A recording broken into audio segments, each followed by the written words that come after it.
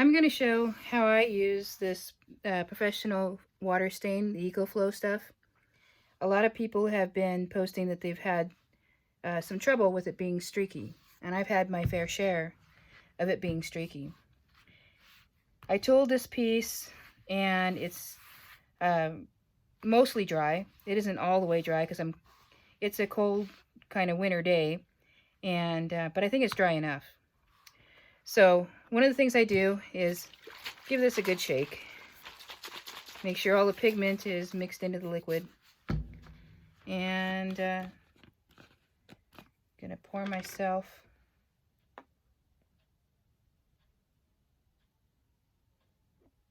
some in here. That way I can close up the bottle, set it aside, and I have no chance of, well, not no chance, but less of a chance of knocking it over. One of the things is I use a finger cut to keep my fingers a little cleaner, especially with the brown. And I put two on this side because I'll be using this to hold down my piece. And I don't really do that much with this other hand except for use it to wipe with. Now I've done nothing to this this Dauber. I don't burn it or anything. Some people like to do that. I also have just a plain old rag that it has mostly the same color on it. I try not to do other colors. Sometimes you just can't help it because, well, I'm like to use an item to the end of its life. So I'll use this one for this brown, and when I want to change colors, I'll probably put it through the washer and dryer. And but this, what we'll do is we'll take the dye and move it all around, and you kind of want to keep it a wet edge. And what's going to happen is the dye is going to soak into the leather, and you're going to see the leather darken and change color, and you don't want to see any light areas, so you're going to keep working it in until it's all dark. And this is how you avoid the streaks that sometimes show up, and then wipe it off. So I'm going to go ahead and color this one, and hopefully you'll be able to see the reason why I do it this way. Now, I'm not saying that that's the only way to do it. It's just what I find works. So here we're going to get this pretty soaked up. And I just start from one corner and just start piling it on. Now I'll do the edges too, just because sometimes I forget. And you'll see it's very liquidy and on there. Don't be shy about putting more because it will soak in. But what you do want to do is keep it moving around. Don't let it sit, because you see here how this goes from dark to light? That's just the new area. If you keep moving it around, then those dark areas will be all dark. So see, I keep moving it around. And I kind of use a stitching as my delineator. Sometimes you don't have that convenience of having a natural stopping point. But you'll see here that this remains wet. So I don't know if you can see how wet that is. And then I'm going to add some more down here. And you'll be able to see there's a difference in the color. Well, that's not, don't worry about it yet. As long as this is wet, you're fine. And keep going at it. And see, you want to eliminate that difference. And the way you do that is you just keep rubbing it in, rubbing in more ink. Or not ink, but dye. And keep working on this. Keep it moving around. Go to the back part that you already did. And just keep going until the dye will start to disappear. It'll soak into it. And it may take longer than you want it to. If you're in a hurry, it's not going to be, you're going to end up with something that's not going to make you happy. And I know nobody wants to be slow, but this is just one of the areas that you're going to have to take your time. And as you see here, it's all beginning to be the same darkness. and I'm rubbing it in, and the dye is slowly starting to disappear, starting to get a little thicker too. During the summer, when it's, you know, 90 to 100 degrees outside, because I live in the desert, I have to work this really fast. Sometimes I even do it while the leather is still damp, just because it just dries so fast. And that's the key to it, is keeping that wetness in there and keep moving it around.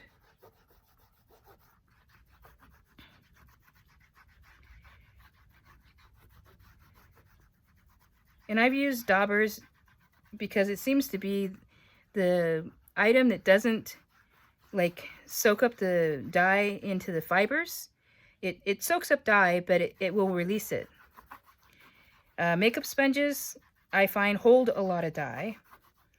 And there's a difference in the makeup sponges, as that some are made to repel water or liquids, and others are made to absorb them. That, and I find that in the heat in the desert, the makeup sponges tend to deteriorate because they don't like the heat. Okay, so now I've got, you see I've been rubbing this for a while, and it seems to have all come up the same color.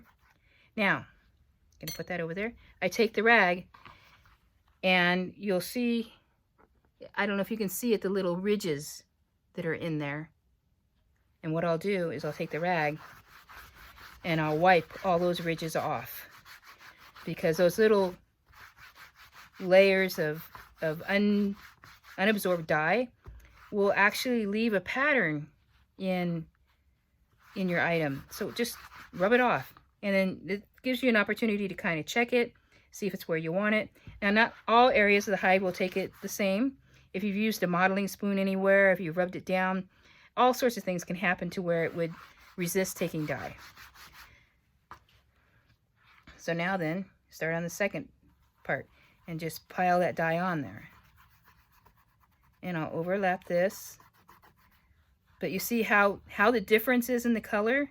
You can't do this and let it be. It just won't work for you. It'll come out streaky. And but don't give up. Keep going, rubbing it in. Once it dries, then it's over. You really can't. I haven't found a way to recover from it being dried in a streaky fashion. So if you've got a project that you wish you could do over the dye job, I haven't found a way. I've tried over dyeing it with other spirit dyes and stuff like that, and it just ends up looking like a spattered mess. Sometimes that works out for the project. People like it. And you can save it that way, but it wasn't what you intended. Only you will know that. The trick is just keeping it to yourself. So right now you can see it's a whole lot lighter than the other side. And I'm going to keep rubbing it in and rubbing it in. I'm getting to the point where it's starting to soak in and starting to get darker. I don't think I need to add any more. And like I said, I'm pretty lucky with the stitches making an area for me. So I do a lot of smaller things. I don't do big areas. I would follow the same thing, but like I said, keep it kind of damp so that the dye doesn't evaporate. And here you see it's starting to soak in.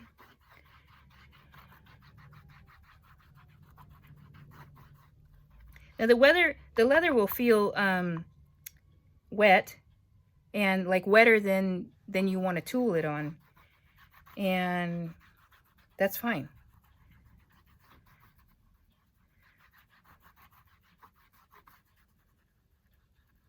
But it will have to dry. So again, I'm getting to the point where the dye isn't absorbing in anymore. It seems to just be skating around on top. And I think it's just about there. It's all about the same color. Okay. Take my cloth, rub off the extra.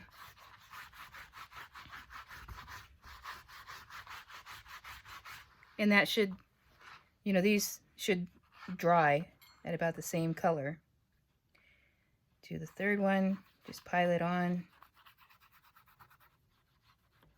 Now the problem I ran into was I tried to stretch the dye, so I would try to drag it over to cover everything, but as you see, that the leather is soaking up that dye and it's coming up, you know, darker. So if you try to stretch it, you know, it may not stretch as well as you want to. And or maybe you want a lighter color. In that case, I would just dilute it with water. But you see here where I've gotten it kind of light, and I have these stroke marks across here. At this point, if I just let it dry, you could see every single one of those marks. I don't know if you... But I'm going to keep working it, and I'm going to keep adding more dye because I want it the same. And sometimes I go back and forth, sometimes I go circular. It's just mostly because I'm adding a little variety to my routine. I don't think it makes a big difference in what direction that you go.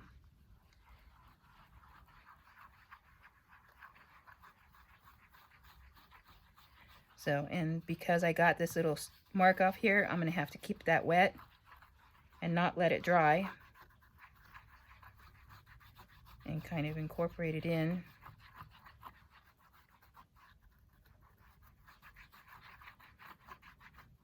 So it's just getting enough on there so that they're all soaked with dye as much as they can handle it.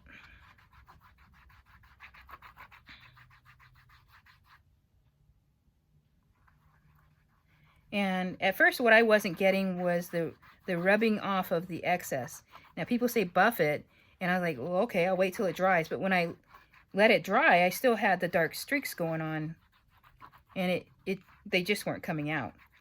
And so finally, I figured it out that if you rub it off before it dries, then you won't have any leftover lumps of dye that absorb even deeper into the project and make it darker there.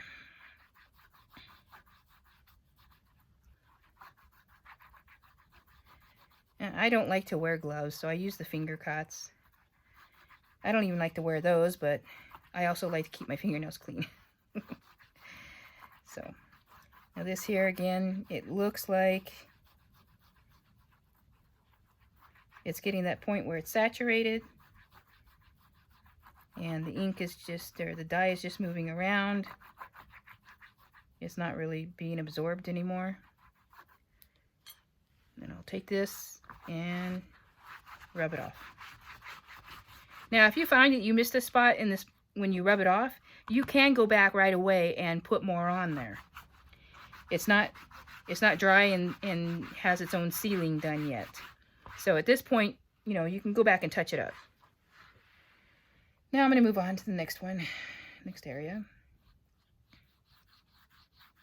And this is actually a project for throwing knives. These are going to be the pockets.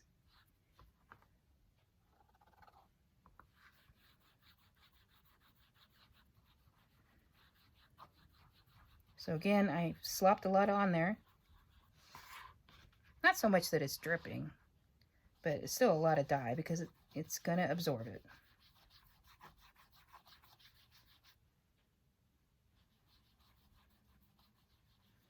And even though I'm going this way, I'm going to go back here and make sure that I move that dye around again. So it's not going to dry on me. And go this way. And it's a circus, trying to keep all the rings juggling. But it's so sad when you get to the end of a project and you're doing the final finish coats, the dyeing and stuff, and you're happy with what's been happening so far, and then you get these big streaks of color that are just real obvious. It looks like a paintbrush did it.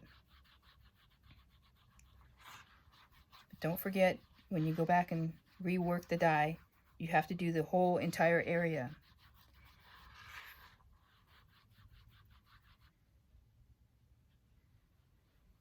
So in a larger piece, yeah, you're going to need something that holds more dye and be much faster.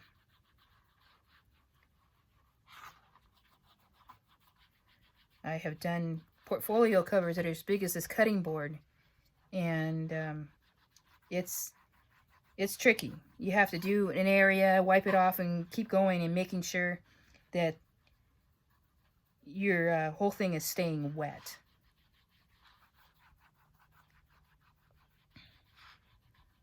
And of course I get my best ideas of what kind of color I want it during the summer when it dries too fast, and I just have to struggle with it.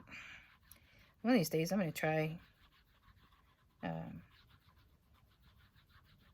doing maybe a squirt bottle of water or something. I don't know. I do know that I get my Dauber wet and squeeze it out on a paper towel, but it's already pre-wet all the way through, so it's not got dye drying on it too. And again, the dye is starting to soak in. It's starting to look the same color. Let's see, did I get this side here?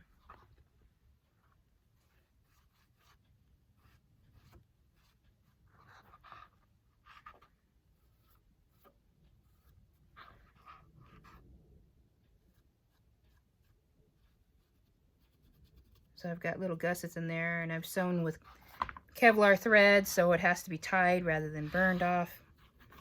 And then I use glue to put it under the project. But so I want to keep maintaining this wet, and then it just goes to slightly wet, and you're still moving it around. Oops. I'm trying not to let it get away from you.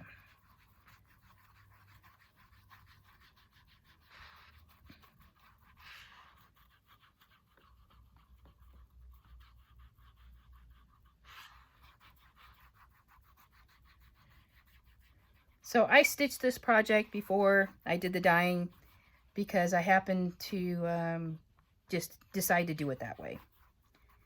This project, I'm trying a lot of new things, and I decided to try stitching it and then tooling it and then dyeing it. See how that works. It may work, it may not, but Kevlar happens to be not very UV friendly. So if you leave it out in the sun, it likes to deteriorate kind of fast. I don't know how fast because I never left it out in the sun, but I was thinking that if I go ahead and sew with it and then do all the finishes and coatings and stuff like that, that maybe it'll have a little more UV protection. But now, okay, so I'm starting to get to the point where it is moving around, and I'm starting to see where I'm not moving any dye around. I'm just barely, oh, there's a little bit of dye on the back of that. Barely getting it, it isn't as wet. So I like the color. The color is about the same as the rest. Now I'm going to wipe it off.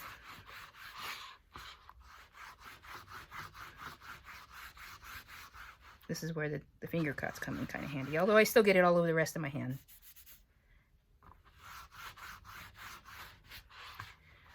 So, hey, look at this. If you look at it and rub your finger across it, you can see that there are still like waxes and stuff, and you can watch them as they